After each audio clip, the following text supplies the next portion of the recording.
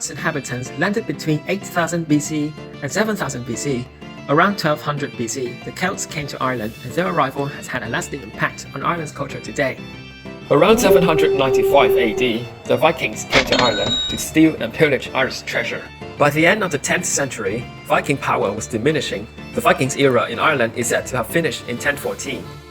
In the 12th century, the Normans arrived in Ireland, beginning Ireland's 800-year struggle with England. In the 1600s, the Ulster Plantation occurred, divided the country that still remains to this day.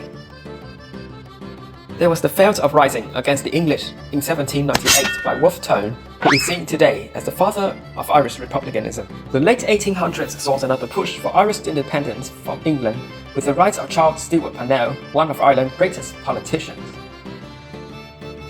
In 1922, Ireland achieved independence from Britain. Ireland's tumultuous history affected every bit of the island's culture, including clothing fashions. In poor times, pattern dress was exceedingly simple. Men and women alike might have worn simple knee-length lining or shirts. Men wore just the lining, while women often used these shirts as undergarments, covered by open-sleeved dresses. But there are other, more recognizable traditional fashions in Ireland. The kilt is one of them. Although most scholars pin the development of the men's skirts on Scotland, Irishmen also wore them regularly, especially in the early 20th century. And with so many experts of Irish culture, many wore kilts as a sign of solidarity with other people who wanted independence from England.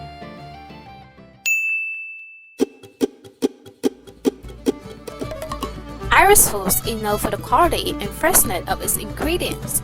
Most cooking is done without herbs or spices except for salt and pepper.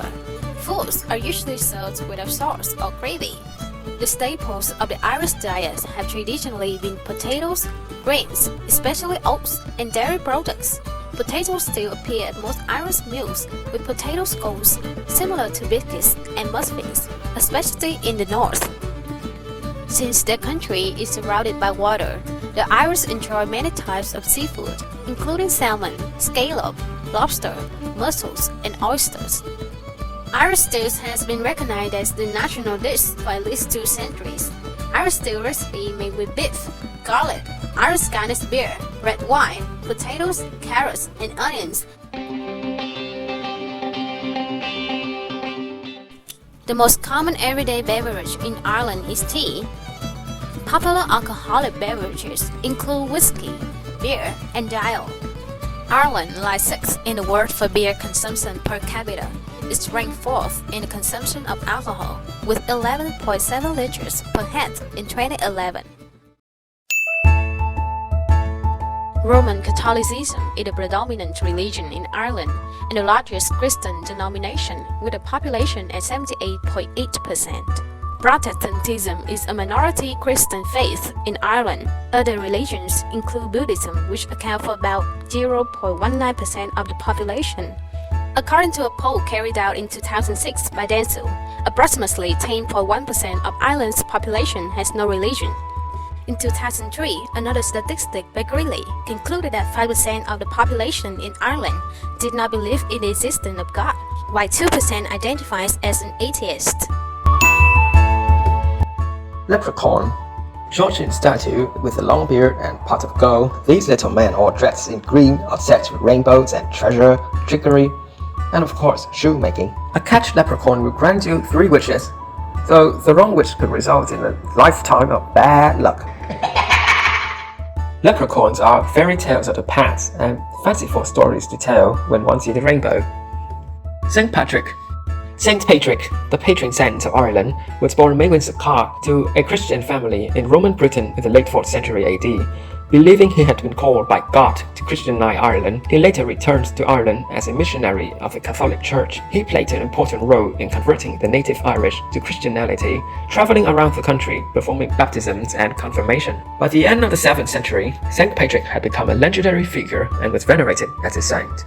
By the late 17th century, Irish people were celebrating the day by wearing crosses, ribbons, or shamrocks, the latter of which St. Patrick used to explain the concept of the Holy Trinity to an unbeliever. The shamrock is a national symbol of Ireland and was also an important symbol to the ancient Irish Druids, who believed that everything important in the world came in threes. In Celtic lore, the shamrock has always been a charm against evil, which relates to the modern belief in the four-leaf clover as a good luck charm.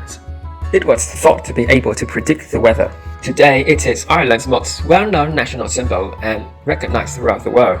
It is used as a logo by many Irish companies and organizations such as Aer Lingus, and it displays on anything from beer to bunting to hats as part of the St. Patrick's Day celebrations.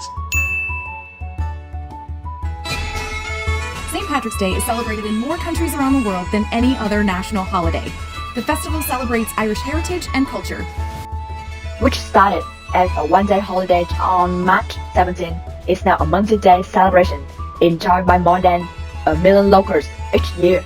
Although Dublin's celebration is arguably one of the country's biggest, you're guaranteed to find holiday revelers all across Ireland, from small villages to major metropolitan cities.